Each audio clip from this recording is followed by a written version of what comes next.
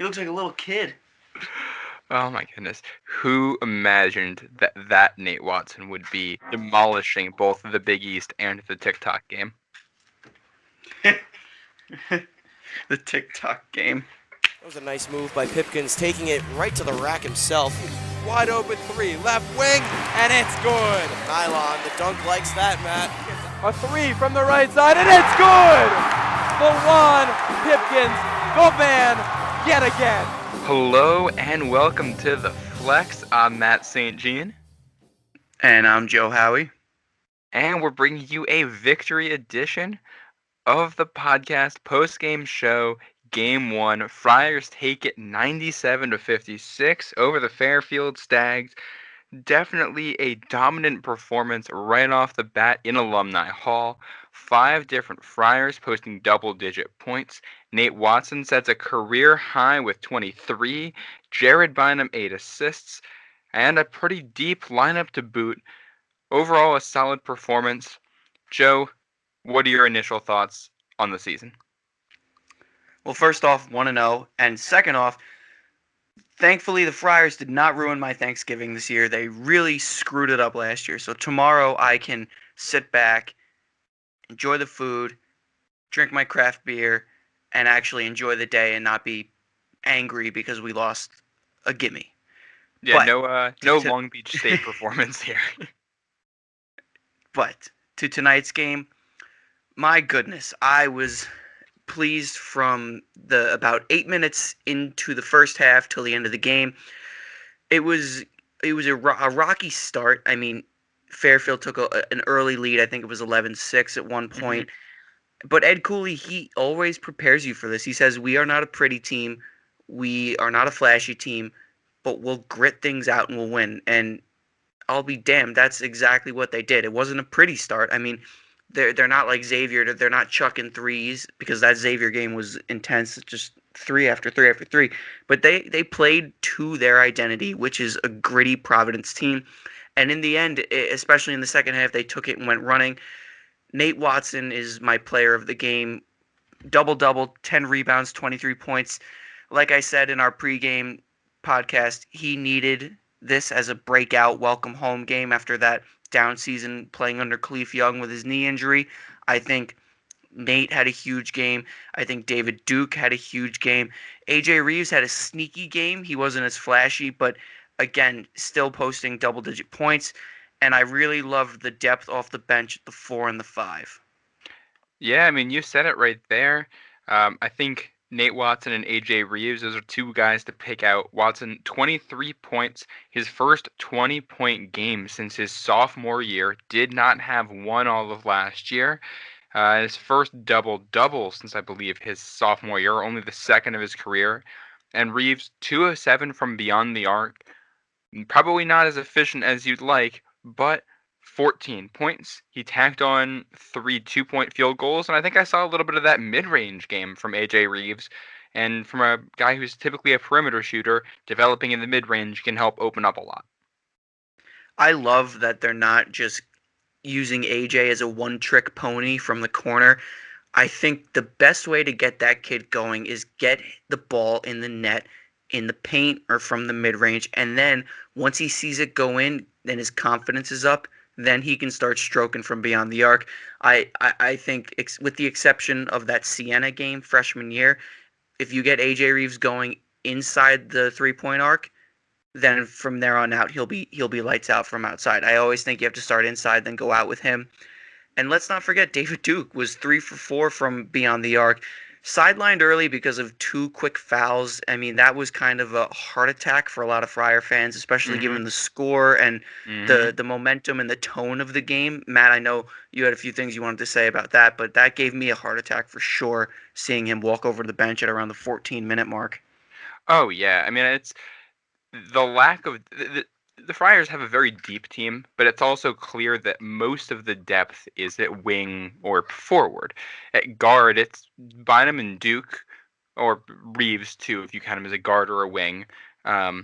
Those are some really high-flying guys, but behind that, it's 2 really unproven guys, and Bryson Goodine, who's a top 100 recruit, but hasn't really done anything yet. And Alan Breed, who was a freshman playing in his first game, you're not typically going to expect that guy to carry a lot of the weight. And I think to the surprise of many, when David Duke checked out with 2 fouls, the guy that came in, it wasn't, well, first of all, it wasn't Greg Gant because he was in the starting lineup. It wasn't Noah Horchler. It wasn't a guard that came in to replace him, but Chris Monroe, who in his 2 previous seasons, we really had not heard a lot from him. Yeah, Matt, just a quick note. I would like to take my bragging rights in getting the starting 5 prediction correct with Greg Gant in place of Noah Horchler, despite what most of the media all over everywhere said. That was a good read. That was a very good read. I mean, you got to read between the lines. PC, social media, Ed Cooley in his podcast, all he talked about was Greg. Every time Horchler was brought up, he kind of brushed him aside. I don't know why, because he had a better game than Greg, and I wouldn't be surprised if the two switch. But anyway, back to Chris Monroe. If you would have asked me who the first person off the bench is in this game, I would have told you Nichols, Horchler, even Gooding. Monroe, Matt, what did I say to you a few months ago? I said I wouldn't be surprised if he transfers. Here he is. He's the first player off the bench putting up 8 points. I mean, one, that's a career high for him at Providence, and two, 6-man. And then they repeated it in the second half, too. He was the first guy off the bench again. I was shocked, and he's improved. He looks bigger. Yeah, and his Monroe and Jimmy Nichols are listed at the same size. They're from North and South Carolina, and they're guys that have, in a lot of ways, played the same role for the Friars, but they're different from each other in that Jimmy Nichols, he is an asset at the defensive end of the floor. Monroe is supposed to be a shooter, and from the first game in Providence, we have not ever seen him shoot the 3 very well. He only hit 1 today, but 1 out of 2. No turnovers. He tacked on 2 assists and 3 rebounds, played 14 minutes. Obviously, as we've learned now, Jimmy Nichols is banged up in some way, so we'll see if Monroe continues to play a role like this. But it looks like he's done some developing behind the scenes. It was a very, very solid performance from Monroe. I was pleasantly surprised by the way he played. When he came off the bench, I was like, okay, so we're going to go a little bigger here, but not in the way that I expected. If Ed Cooley was going to go big off the bench, I would have told you Horchler or Croswell, who we'll get to in a minute, but I would have told you one of those 2 guys, not Monroe. So I'm actually happy that we bumped him up towards like a 3 small forward wing position, because that clears out a lot of space at the 4 and the 5 for Horchler and Croswell. Absolutely. And I think if you want to look, I don't think Monroe will be as good as the player I'm about to name, but if you want to look for the biggest comparison, go for a guy like Cole Swider over at Villanova. Cole Swider is 6'9". He's going to play the 4 for Villanova, but he's going to come in and shoot the 3 and be an offensive threat. That's kind of what Monroe does. So if you can he's not going to be as good at it, but if you can have that guy coming off the bench, that's an asset. And one of the things we've seen from Providence in the past is they usually have one good 3-point shooter. And if that guy doesn't come on and hit 3s like you want them to, you're just not going to hit from the perimeter that day. And I think you're seeing something very different this year. You've got A.J. Reeves, who is supposed to be the 3-point sharpshooter. That's what he was built as. You've got David Duke, who shot 42%, really best on the team when you account for attempts last year. He's back. He's shooting the 3 well. And then, in addition to that, you've got Chris Monroe, who can hit those shots. And also, we haven't talked about him yet. We'll get to him. Greg Gant knocked in a 3 today.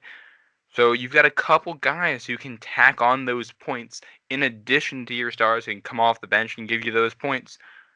That's incredibly important.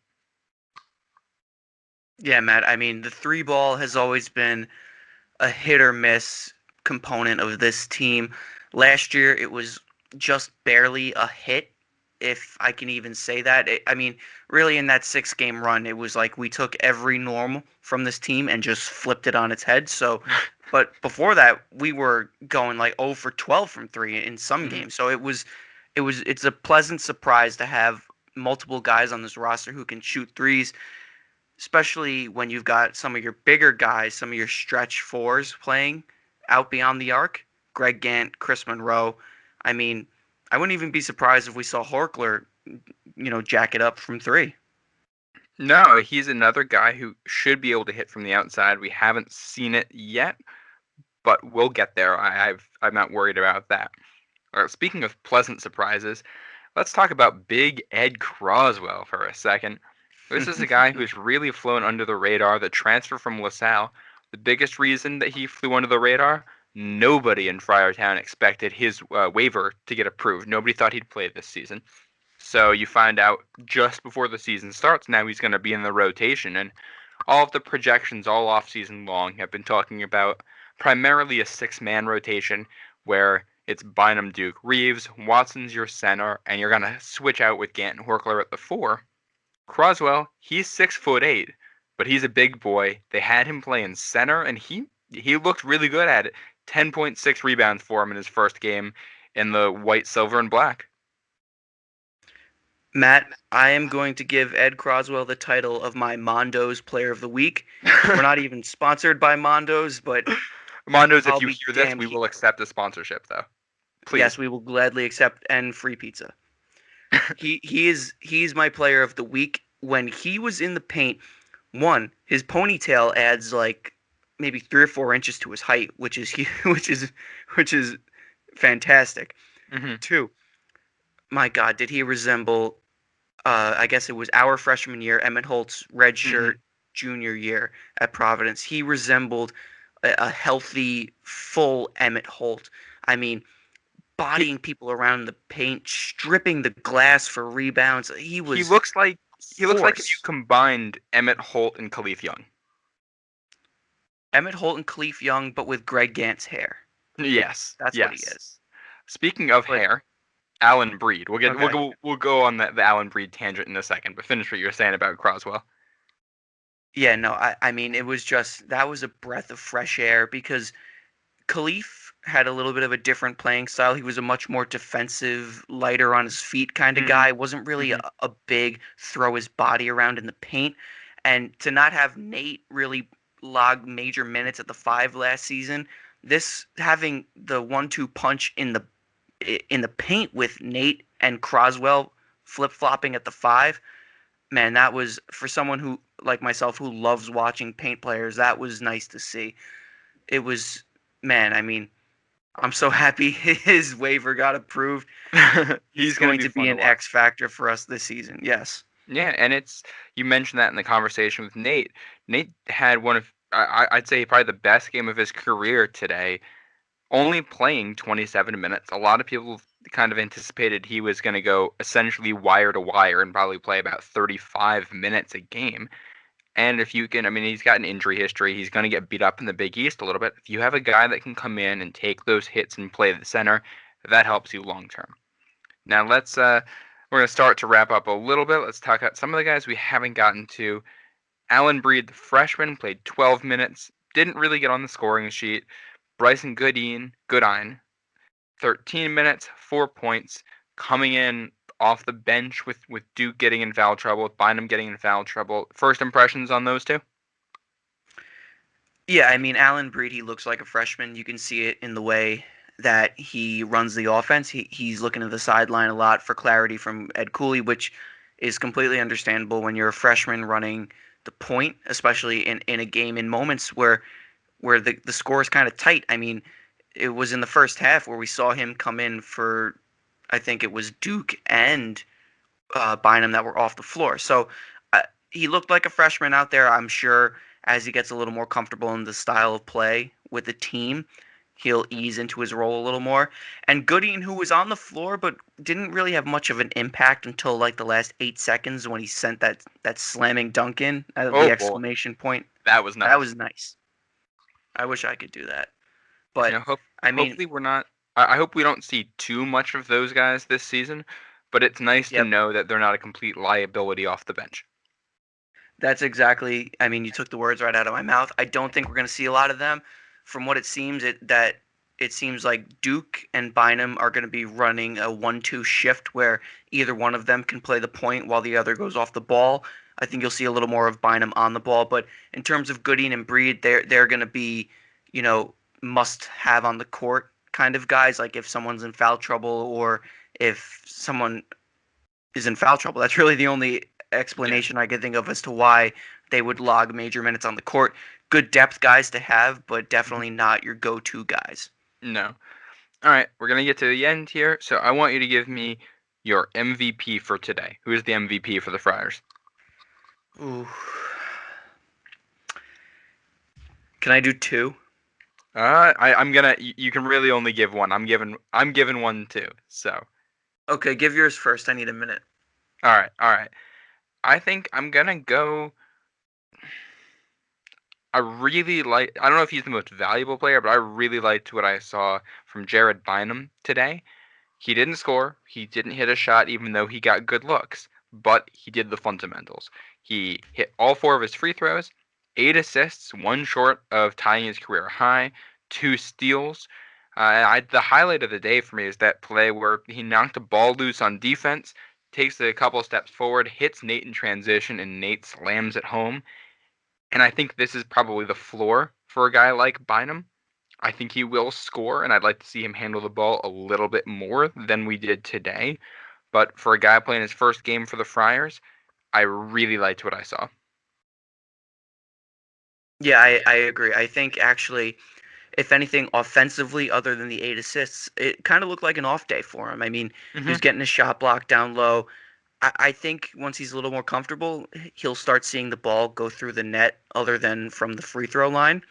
But again, it's nice to have a table-setting point guard that resembles that of the likes of Kyron Cartwright, because that offense has desperately needed that. I was going to go with Nate for my MVP, but I predicted that he was going to do well in the pregame show. So, I mean, he fulfilled his expectations. So you did what you're supposed to do. My MVP is going to be David Duke. I think that, especially with the 2 early fouls, he recovered well and had a huge bounce-back game after the when did he come back in? Around the 6-7 minute mark in the first half. He played with such a swagger today. You can tell this is his team. He is the leader. He's only a junior, but he's taking the reins. It's his team. He's playing a combo 1-2-3 position. He is going to be the star of this Providence team, offensively, defensively. I mean, he only put up 18 points tonight. Expect that number to rise as games go on, and expect his vocal role to improve too. I think next week we're going to see is a big test for this team, and especially for him as a leader of this team. So very excited to see what he can do. He's my MVP. There's a lot to like from David Duke's game. There's a lot to like from the Friars up and down the lineup. Now they're going to get a much tougher test than this Fairfield team. The Indiana Hoosiers playing him in the Maui Invitational down in North Carolina. That game will be on Monday. You'll be able to listen to us. I think we're putting out 2 shows this Sunday. I believe that's the plan. We're going to have a pregame show and give you everything you need to know about Providence versus Indiana in that first round game. We're also going to give you our Big East recap, talking about everything that happened in the Big East. We're going to try to do that every Sunday. So make sure you are listening for both of those. For Joe Howie, I'm Matt St. Jean. This has been your first post-game show from the Flex. Follow us on Twitter at FlexHoops, and wherever you are streaming this, so you can stay up to date. And you'll hear from us this weekend. Thanks for listening. Want to know? Go Friars.